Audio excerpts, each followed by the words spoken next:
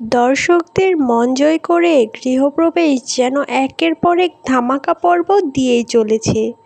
গৃহপ্রবেশে এবার শুভলক্ষ্মী আর আদ্রিত হলো কাছাকাছি। আদ্রিতের হঠাৎ করেই পুরনো সব স্মৃতি মনে পড়ে যাচ্ছিল, তাদের বিয়ের কথা। আর আদ্রিত শুভকে বলেছিল তাকে আদ্রিতের থেকে কেউ বেশি ভালোবাসতে পারবে না।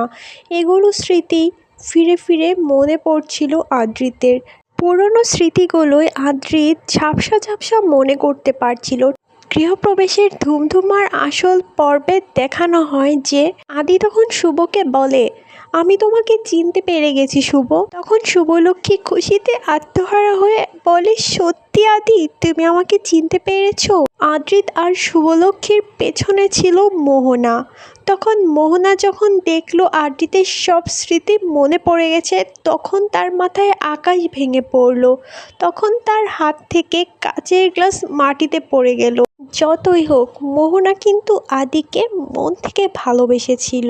এবার গল্পের নতুন মোড় চলে এসেছে। আপনাদের কেমন লাগছে অবশ্যই জানাবেন।